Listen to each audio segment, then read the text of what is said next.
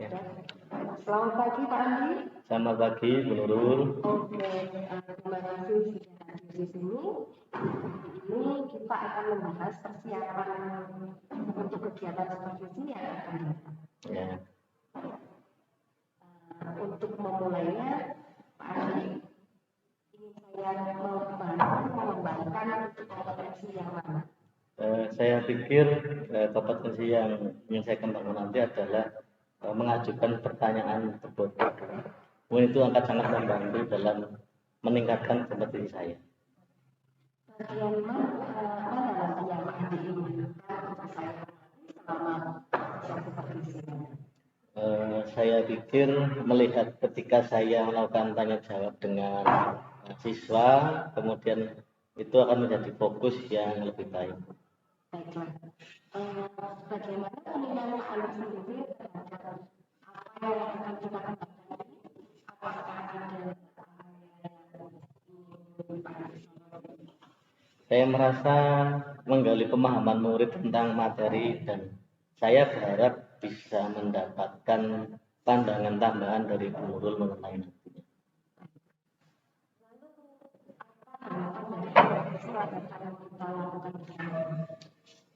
Pada observasi ini saya mengharapkan Bu Nurul nanti memberikan umpan balik yang konstruktif yang membantu saya memperbaiki metode mengajar saya dan mencapai tujuan pembelajaran.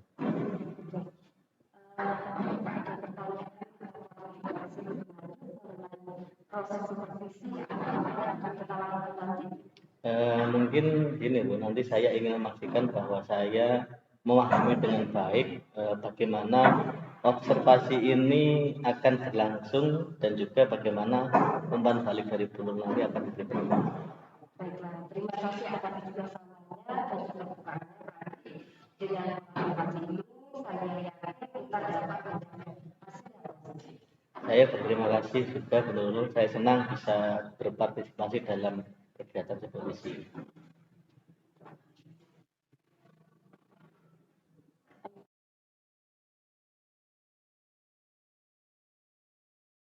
Assalamualaikum warahmatullahi wabarakatuh. Waalaikumsalam warahmatullahi wabarakatuh. Bagaimana kabar kalian hari ini? Baik. Oke, sebelum mulai pembelajaran, alangkah baiknya kita untuk melakukan sedikit ambil napas supaya nanti kalian bisa fokus dalam pembelajaran. Ikuti perintah saya ya. Ya. Silakan tundukkan kepalanya sejenak. Tidak ada yang bersuara. Oke, ikuti kata-kata saya ya. Nanti kalian mengikuti apa yang saya katakan dan melakukan, tidak boleh ada yang bersuara. Tundukkan kepala kalian sejenak. Ambil nafas yang panjang. Hembuskan. Ambil nafas lagi. Hembuskan lagi. Dalam kondisi yang sangat santai, sangat rileks.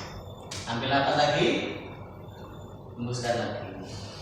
Oke, bagaimana perasaannya? Rasa tenang?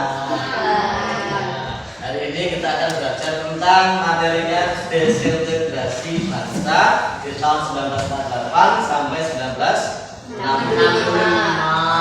Ada yang pertama yaitu gerakan pemberontakan PKI Maju.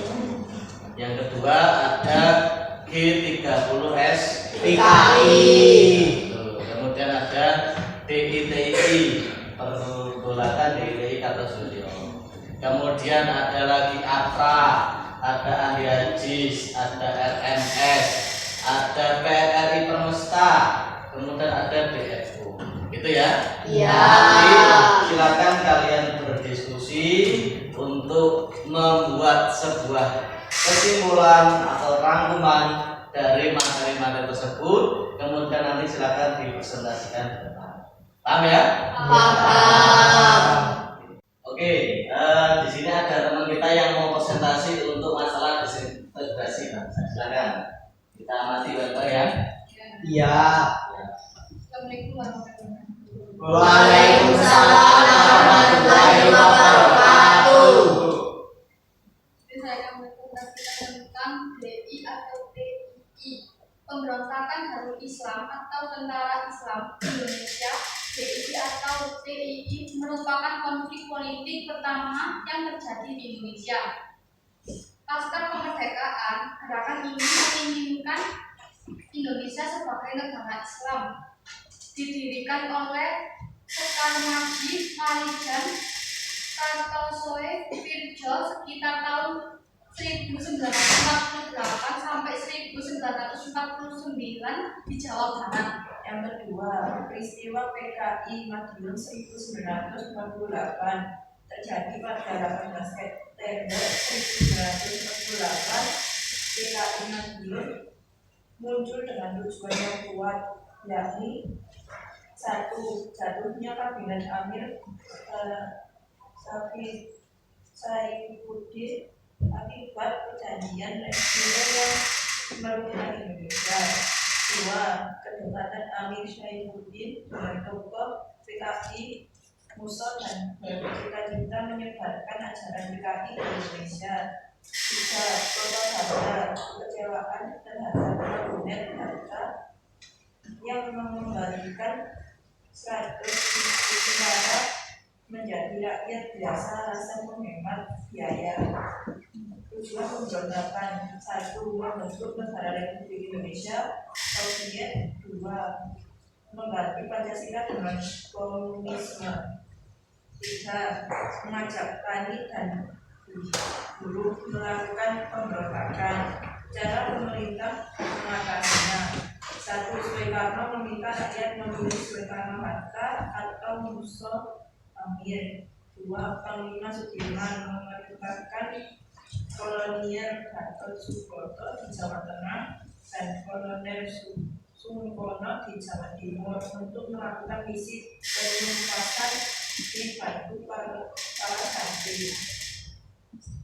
Yang ketiga, G3S atau PKI. Gerakan 30 September atau G30S adalah sebuah peristiwa berlatar belakang kudeta yang terjadi selama 1 malam pada tanggal 30 September hingga 1 Oktober 1965 yang mengakibatkan gugurnya 6 jenderal serta 1 orang perwira pertama militer Indonesia, dan jenazahnya dimasukkan ke dalam suatu lubang sumur lama di daerah Lubang Buaya, Jakarta Timur. Presiden Soekarno menyebut peristiwa ini dengan istilah Gerakan 1 Oktober, sementara Presiden Soeharto menyebutnya dengan istilah Gerakan September 30.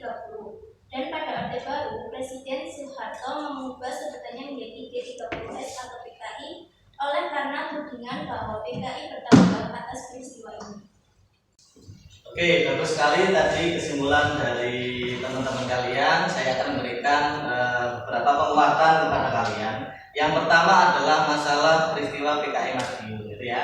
Nah, peristiwa PKI Madiun itu benar yang dikatakan oleh teman kalian tadi, bahwa itu adalah tidak mau gabung dengan pemerintahnya Pak Karno, sehingga dia ingin mendirikan negara komunis sendiri. Jadi dia tidak percaya terhadap Pak Karno. Jadi ketika Pak Karno proklamasi, itu ada orang-orang di Indonesia itu yang menginginkan membentuk negara sendiri, berbeda dengan pembentukan negaranya Pak Karno. Makanya Karno ini yang orangnya notabene pernah menimba ilmu berada di Muso ini pernah menimba ilmu di Uni Soviet, maka dia kemudian ingin mendirikan negara komunis. Yang kedua, ada DITI, ya. Kalau DITI tadi benar kata Sulika. Ini adalah tokoh yang ingin mendirikan negara Islam Indonesia. Sampai sekarang kan masih ada loh orang-orang yang ingin mendirikan negara berbasis Islam, ya, terutama ada terorisme yang mengatasnamakan agama Islam itu, ya, melakukan bom bunuh diri dan lain sebagainya. Nah, ini sejak dulu itu sudah ada.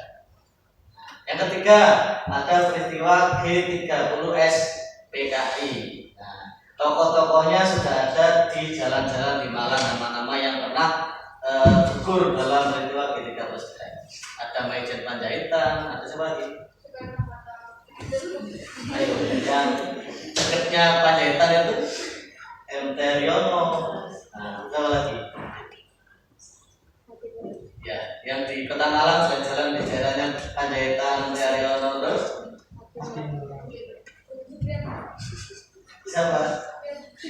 Tendean, ada tuh tendean.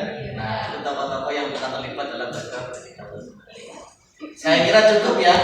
Itu Itu yang perlu kalian pelajari lagi ya. Saya minta kalian untuk menyelesaikan kegiatan yang ada di classroom. Jangan sampai lupa detailnya. Berapa hari kira-kira mintanya untuk pengerjaan tugasnya? 1 minggu ya. Kan saya harapkan kalian sudah. Terima kasih untuk pengerjaan hari ini. Saya kira assalamualaikum warahmatullahi wabarakatuh. Waalaikumsalam warahmatullahi wabarakatuh.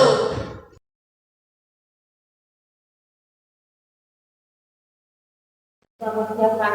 Terima kasih Bu Nurul. Bagaimana Pak Adi menilai sendiri performa dan kompetensi yang tadi sudah ditunjukkan saat pembelajaran?